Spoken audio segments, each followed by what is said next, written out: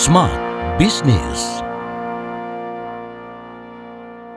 Anda tengah mendengarkan dan juga menyimak podcast Smart Business. Halo Smart Listeners, Tasya Rustama menemani Anda.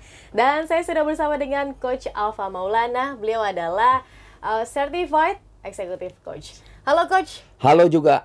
Apa kabar Mbak Tasya, Smart Listeners? Baik, dan semoga Smart Listeners juga di kesempatan kali ini mendengarkan kita dalam keadaan baik begitu Amin. ya. Amin. Targetnya tercapai. Amin. Timnya sukses. Lancar. Self-nya berkembang begitu kan. Itu yang paling penting. Iya. Oke Coach, kita selalu ngedenger nih istilah kan leadership. Ya. Kita di mana-mana harus punya leadership, kepemimpinan. Beda juga sama bos kan. Pemimpin sama bos beda lagi. Tapi sekarang muncul lagi nih Smart Listeners, istilah leadership. Ya. Leadership. Nah, leadership in business. Ini gimana sih konsepnya Coach? Kalau boleh diterangkan kepada kami. Oke. Kalau saya menganalogikan seorang pemimpin itu sama seperti parenting. Jadi satu kegiatan yang never ending. Ya, nggak pernah stop itu ya. Tapi satu kegiatan yang nanti semakin timnya itu berpotensi meningkat atau berkualitas, semakin redup bintangnya kurang lebih. Dalam tanda kutip begitu ya. Karena nanti tujuan akhir dari atau tugas akhir atau pekerjaan terakhir dari seorang pemimpin adalah independence. Ya dong ya. Jadi siapapun yang dipimpinnya akan menjadi independence. Jadi tapi ada lagi nggak sedikit juga perusahaan yang takut dalam hal tersebut. Nanti kalau udah saya invest, training dan saya kembangin, udah pinter dia cabut, dia pergi keluar, kondisi begitu kan. Ini yang perlu kita lihat. Maka kalau saya lebih suka daripada menyebutkan leadership ya atau kepemimpinan, ilmu kepemimpinan, lebih baik saya yuk kita gali leadership. Leadership itu dari shift itu kan berarti kan satu pergeseran. Ya, pergeseran itu kalau bicara shift, mau geser deh, yang namanya geser itu pasti dari tempat yang lama ke tempat yang baru. Ya, atau kalau misalnya kita biasa duduk di satu kursi, kalau kita pindah tuh kursi anget tuh kan gitu ya. Jadi udah saking lama makin lama makin anget kondisi gitu. Jadi bicara leadership itu ada dua, dianya juga shifting, timnya juga pasti shifting. Kan? Leadernya shifting, timnya juga pasti shifting kan. Kalau seperti yang saya pernah bilang bahwa kalau leadernya ada di kemampuannya di level 3, dia naik ke 4. Timnya kan berarti naik ke 3, yang sebelumnya 2. Jadi nggak akan ada kejadian bahwa anaknya yang lebih pinter. Jadi ini salah HRD ya. Kalau ternyata kemampuan leadernya di 3, anaknya di 4, itu salah HRD tuh. Kenapa si 3 itu yang naikkan begitu kan? Pasti mungkin ini anak-anak yang punya atau segala macam kan begitu owner. Jadi bicara leadership tadi Mbak Tasya adalah shifting itu satu pergeseran dari satu titik yang lama ke titik yang baru. Siapa yang di shift dirinya lebih dulu. Udah, leader nggak usah pikirin tim deh. Lu berkembang, anak lu pasti berkembang. Oke, jadi Coach ini juga harus disadari begitu ya oleh para pemimpin atau penampung kepentingan begitu kan. Ya ketika dia berubah, otomatis timnya juga akan berubah begitu. Iya. If dia mau timnya berubah, ya nggak usah ayo dong berubah. Ya dimulai nggak usah, pasti berubah. Jadi gini, kita hitung-hitungan aja ya. 100% dari karyawan kita kan orang ya. Yes. 100% dari customer kan juga orang. Kalau kita mau mengerti bisnis, ya harus ngerti orangnya. Kan gitu ya?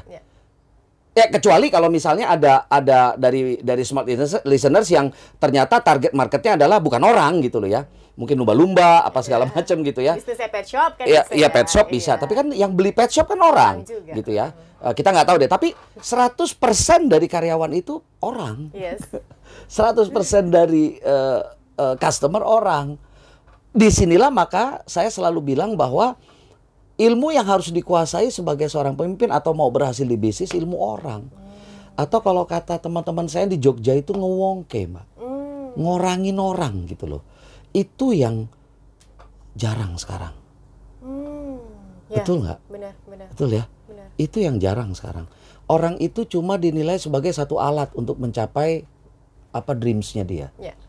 Orang itu menjadikan satu dieksploit jadinya ya. Bukan diorangin orangnya jadinya. Maka banyak banget ilmu-ilmu tentang kepemimpinan. Kalau saya lebih suka kiblat saya sih ya ke Ki Hajar Dewantoro. Ya, ing arso sung tulodo, ing madio mangun karso tuturen. Jadi leadership itu sebenarnya ada di tengah. Ini kan yang sangat aneh nih kan, leaders lo ya, kan pemimpin harus kan di depan. Tapi kalau kita memahami 3 kalimat dari Ki Hajar Dewantara itu, ternyata posisi leader itu di tengah. Ingarso Sung Tulodo, ketika di depan dia memimpin, ketika di tengah dia akan ngayomi, ketika di belakang dia akan memberi support. Berarti kan saya mau kaitkan dia ada di depan, ada di belakang, ada di tengah. Wah, ini korlap ini, koordinator lapangan. Berubah-berubah. Iya kan? Bergerak dia. Jadi kalau di depan dia ayo, kayak kalau lihat demo-demo ya, dia bisa memberikan orasi, tapi dia bisa turun dari truk orasi ke tengah, nyatuin lagi teman-teman barisan lagi, di belakang yang ketinggalan juga disapu lagi. Nah, ini leaders. Maka kan kalau orang ada di depan, tengah, belakang ini kan pasti nge-shifting nih. Ngegeserin orang. Nah, pasti kerjanya orang. Maka satu apresiasi terburuk di dalam dunia sales adalah dengan mempromosikan sales menjadi manajer. Itu apresiasi paling buruk loh Mbak. Karena kenapa? Dulu dia jago jualan, jago closing, sekarang dia disuruh ngelola orang. Ilmu orang itu ilmu yang gak gampang. Bener. Maka kalau mau ngerusak performa sales yang udah top performer, gampang lo naikin ke manajer, ntar juga dia nyungsep. Kan begitu. Udah pasti kok, udah pasti. Kalau saya bisa bilang dari pengalaman saya, 7 dari 10 sales yang dulu top performance dinaikin ke managers, lambat laun menurun performance-nya. Tapi realitanya itu yang terjadi. Itu dia yang terjadi. terjadi. Kalau misalnya kamu top performance, kamu pasti kan dinaikin jadi manajer. Itu yang terjadi. Yes. Nah, naik nggak apa-apa, tapi dibekali nggak? Ya, itu yang tidak. Yang kadang-kadang enggak ya miss ya dari perusahaan. Iya, sama dengan ilustrasi begini Mbak. Ketika kita nyetir mobil di Tol Jagorawi, ya Tol Jagorawi itu kita pasang gigi 5. Spesifik ya, Tol Jagorawi. Oke. Iya, ya paling enak Tol Jagorawi soalnya. Kalau dalam kota soalnya agak turun naik, kena macet juga kan begitu ya. Iya, ada truk dikit macet gitu ya. Saya paling suka Tol Jagorawi memang benar, karena kita bisa benar-benar memacu sampai gigi 6 kalau ada. Iya. Dalam kota bohongan. Tol dalam kota tuh bohongan tuh. Entah ada apa pasti berhenti. Ada kucing lewat aja berhenti itu macet ya. Oke, Tol Jagorawi ya saya bilang ya. Nah, itu kita kan bisa memacu kecepatan kita dalam waktu singkat, akselerasi sampai gigi 5 paling mentok gasnya. Oke? Komelin polisi ntar. Tapi kalau Tol Jagorawi belum ada, Mbak. Belum ada. Jadi belum ada yang weng terus dikejar gitu. Aman ya? Ah, itu cuma ada di luar negeri gitu ya. Di sini belum ada kayak gitu ya. Nah, tapi apa yang terjadi ketika kita jalan Tol Jagorawi keluar ke Gadok, naik ke puncak Starbucks itu, masih gigi 5 nggak? Enggak.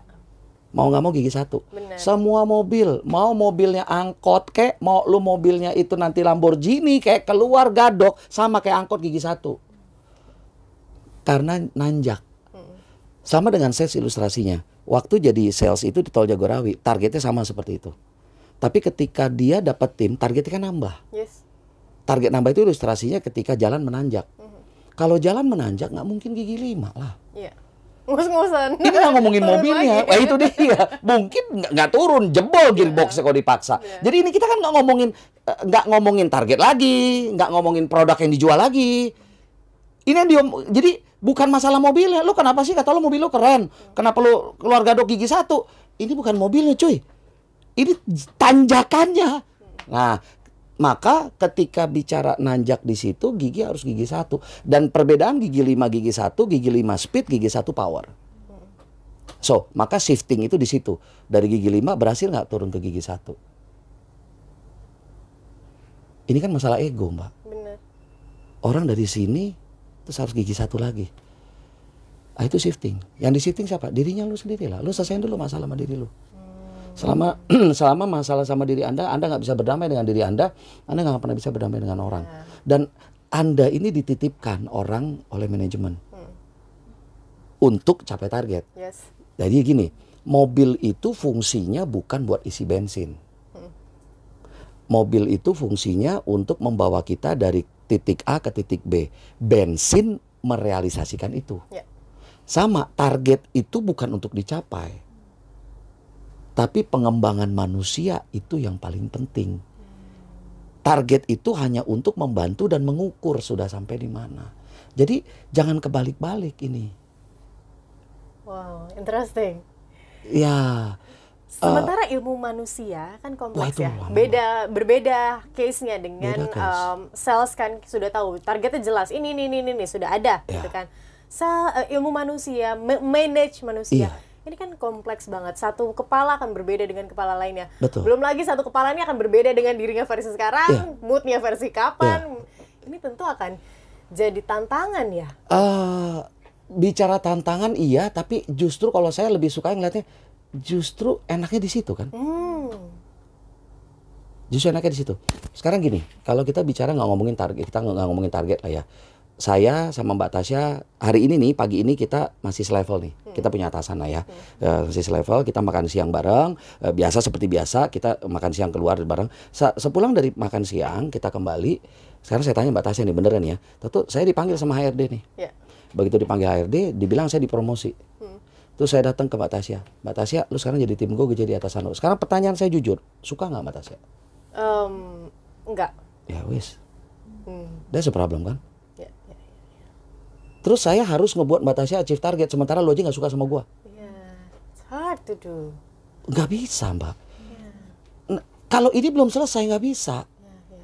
Dan satu lagi, tidak ada ilmu yang mengharuskan Mbak Tasya harus ikutin saya. Ya. Di kepemimpinan tuh nggak ada begitu. Nggak ada orang harus ikutin atasannya, nggak ada. Di struktur dia atasan saya, tapi tidak ada satupun yang dapat membuat saya, hati saya ini mau dengan rela, ikhlas ngikutin Mbak Tasya sebagai atasan. Nggak ada. So, ilmu saya kemarin yang membuat saya dipromot nggak akan kepake lagi di sini. So, people skill. Ya. Jadi maka ketika terakhir saya di Siambi Niaga, itu pegang 600 orang direct sales Mbak, 700 orang direct sales nasional. Ya, itu usia saya 35. Jadi ketika ditanya strategi apa? Enggak, saya bermain, saya berteman. Saya berteman dan tidak sedikit tim saya orang yang lama-lama ikut saya. Jadi saya berteman, benar-benar berteman dengan mereka. Karena Simon Sinek di bukunya bilang bahwa leaders itu tidak responsibility bukan kepada angka, bukan kepada result. Tapi leaders itu responsibility-nya adalah kepada orang yang memiliki responsibility kepada result. Jadi di sini penerapan get things done through others kan. Ya. Tapi sama manajer sekarang itu benar-benar ditelan bulat-bulat. Get things done through others, ya udah, lu kerjain kerjaan gua. Bahkan nggak mau keluar ruangan. Gak mau, pokoknya lu kerjaan gua lah segala macam lah gitu ya. Itu kayak ilmu Tai Chi Master kan. Jadi ngelemparin masalah ke semua ke tim kalian. Nah, jadi seperti itu. Jadi kalau saya bilang dari ilmu itu bahwa people skill yang harus Mbak. Jadi di antara kita ngomong semua tentang target segala macam, back to square one. People skill lu gimana? Dan ini bukunya pun belum selesai ditulis nih Mbak sama penulisnya. Kalau bicara people skill, paham maksudnya? Ini benar-benar never ending learning. Seperti tadi Coach juga bilang bahwa ini seperti ilmu parenting begitu kan, seperti orang tua ketika once it begins, setelah itu dimulai, ya kamu harus terus jalani itu sampai nanti. Bahkan sampai wafat begitu kan. Sampai mati, betul, sampai meninggal, udah. Meninggal baru selesai. Salah satu meninggal dari kita selesai. Kalau belum meninggal enggak. Tapi meninggal itu pun selesai tahap 1 kan? Iya.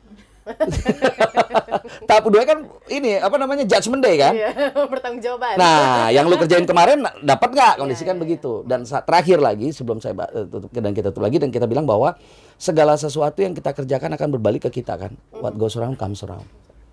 Jadi kalau Anda mau capai target tertinggi, Anda harus buat tim capai target tertinggi.